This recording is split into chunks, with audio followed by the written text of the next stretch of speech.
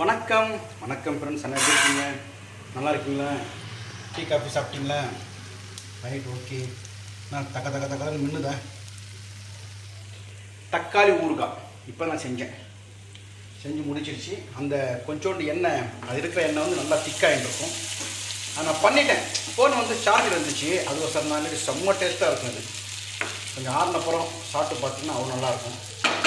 இது பண்ணி காமிக்கிறேன். அடுத்த வீடியோ நான் அது எப்படின்னு போடுறேன். ஒரு நிமிஷம் இருங்க. தக்காளி ஊறுகாய், தக்காளி விலை கம்மியாக இருக்குது இல்லையா, அந்த மாதிரி செஞ்சு வச்சுக்கிறது ஃபஸ்ட் கிளாஸாக இருக்கும். இட்லிக்கு, தோசைக்கு, சப்பாத்தி, கோதுமை தோசைக்கெல்லாம் வேறு லெவலில் இருக்கும். இன்றைக்கி நம்ம வீட்டில் கோதுமை தோசையும் தக்காளி ஊறுகாய் சொல்லலாம், தக்காளி தொக்குன்னு சொல்லலாம். செம்ம டேஸ்ட்டாக இருக்கும். ஆனால் ஃபோன் சார்ஜ் தானே பண்ணலாம், சாப்பிட்டு பார்த்து எப்படின்னு சொல்லு.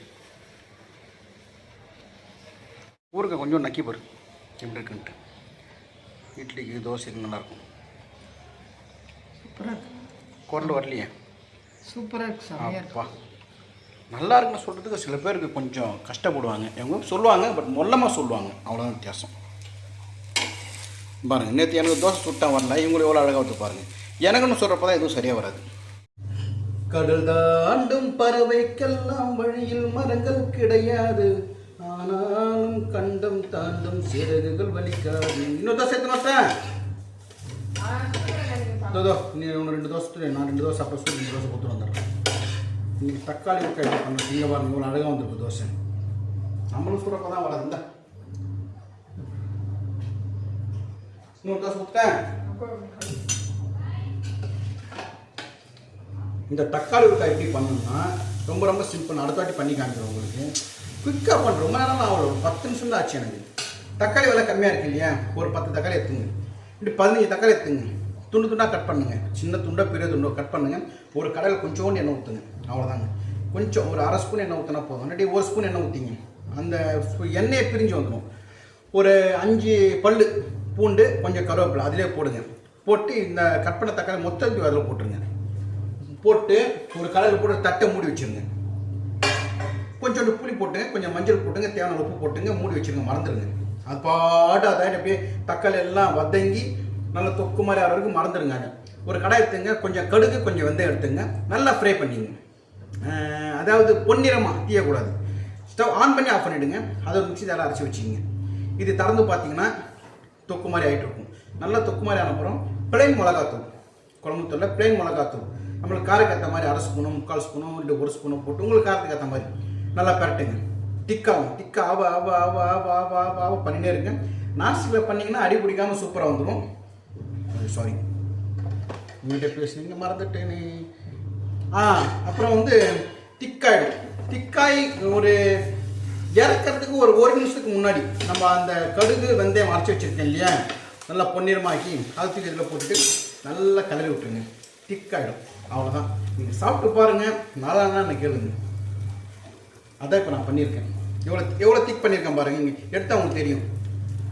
ஊருக்கு அளவு திக்னஸ் எடுக்க முடியல. இங்கே பாருங்கள். மை ஃபோன் இந்த மாதிரி திக்கா ஓடு ஃபோன் ஓடு. யார் பாரு. அடுத்த நான் பண்ணுறோம் பண்ணிக்காங்க. இட்லி தோசைக்கெல்லாம் வேறு லெவலில் இருக்கும். நம்ம எண்ணெய் ஊற்றணுமோ அந்த எண்ணெய் அப்படியே பிரிஞ்சு வந்துடும். அந்த மாதிரி நம்ம உதக்கணும். திக்காது இந்த மாதிரி திக்காச்சு. கருவேப்பிலை பூண்டெல்லாம் நல்லா வாசனையாக இருக்கும். ஓகே, இருங்க. ஒரு தோசை வச்சுக்கலாம். இந்த தக்காளி தொக்குக்கு 2 தோசை சாப்பிட்றவங்க 5 தோசை சாப்பிடுவாங்க. எப்படி இருக்கு? யார் ஃபோனில்?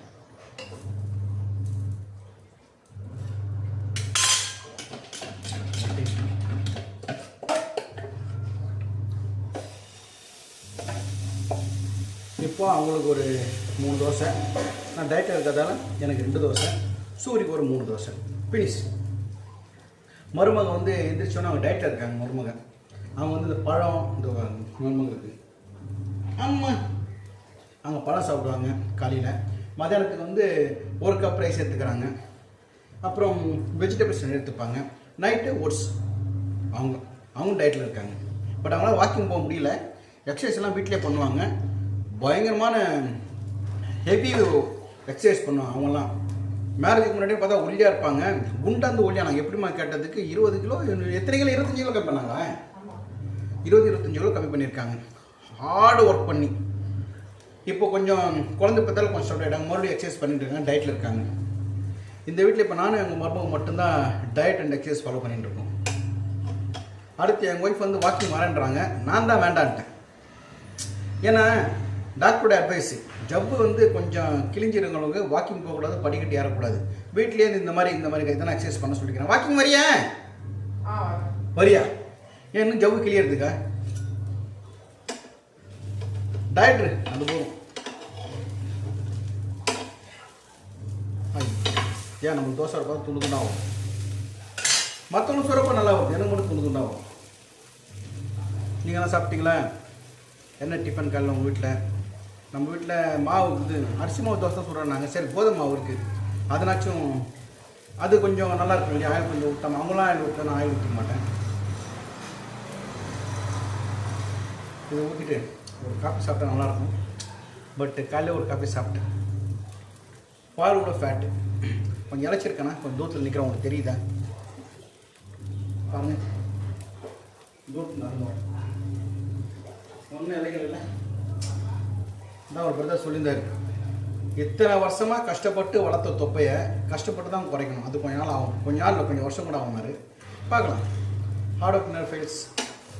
நானும் வரணும்னு உங்கள்கிட்ட பேசினே இருக்கேன், உங்களுக்கு போட்டிக்காமல் கேட்கலாம், அது வரையும் சந்தோஷம். தோசை உருப்படியாக வந்துருக்கு நம்மளுக்கு. இன்னும் ஒரு தோசை, சூரியக்கு ஒரு 2-3 தோசை தான் வாங்கி போச்சு. ஒரு தோசை வர மெலிசாக வருது நீங்கள் தோசை. வாங்க சாப்பிட்லாம். ஊறுக்காய் எப்படி இருப்பாங்க, அவங்க நல்லா இருக்குன்ட்டாங்க, நான் பண்ணது நான் சாப்பிட்டு பார்க்கணும் இல்லையா? தக்காளி ஊறுக்காய் விலை கம்மியாக இருக்கிறப்போ தக்காளி இன்னைக்கு கிலோ வந்து 20 ரூபா தான். ஸோ ஒரு 2.5 கிலோ வாங்கி வச்சுருந்தேன்.